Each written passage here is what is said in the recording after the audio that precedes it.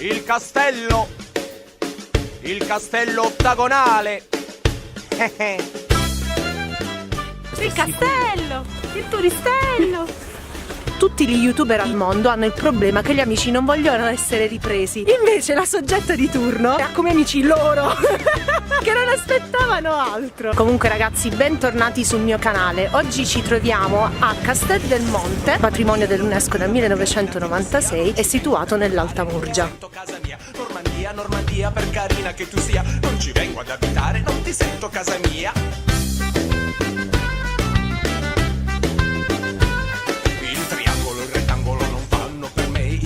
L'ho provato ma mi toglie libertà. C'è un vento fortissimo, io spero che si senta tutto. Il castello è stato costruito durante il Sacro Romano Impero da Federico II a pianta ottagonale e ci sono 8 torri poste agli angoli. Il materiale principale utilizzato è la pietra calcarea locale, inoltre c'è il marmo e quell'effetto rossastro è dato dalla breccia corallina. Castello ottagonale, Federico.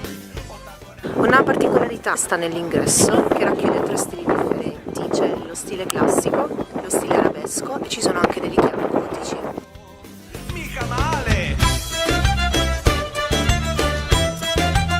Ottagonale!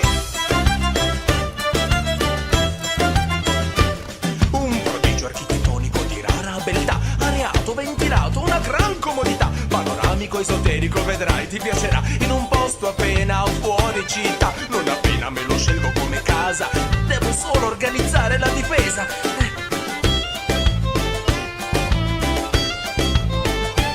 L'archivugio, la balestra non fanno per me, il fossato l'ho provato ma mi toglie libertà, il cecchino sulla torre prima o poi mi ammazzerà, e la fionda ha qualcosa che non va, se l'atomica la devono inventare, sta a vedere che mi fabbrico un cannone ottagonale.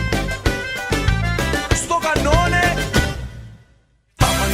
ottagonale, fammelo cannone ottagonale, fammelo cannone ottagonale, Federico ideale, fammelo cannone ottagonale, fammelo cannone ottagonale, fammelo cannone ottagonale, Federico,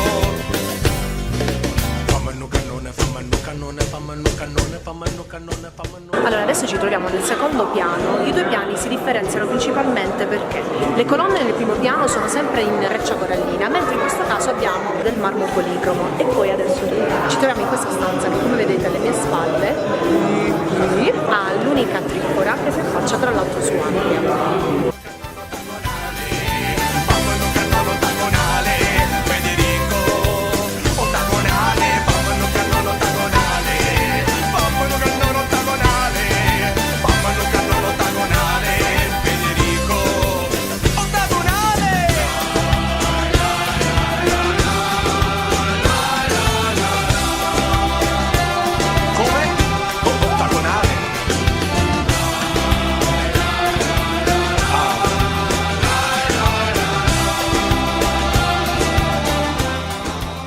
Dopo aver finito il mio giretto nella fattoria didattica, io basta che veda animali impazzisco, e soprattutto c'è il pavone. Io ogni volta che vedo un pavone mi emoziono, troppo carino. È stata molto bella anche la visita nel castello, mi è piaciuto tanto. Adesso noi ci sposteremo in un altro posto, però chiudiamo questo vlog, quindi vi saluto e ci vediamo la prossima settimana. Ricordatevi di iscrivervi al canale e di mettere tanti like. Un bacio! Cicileo! Yeah.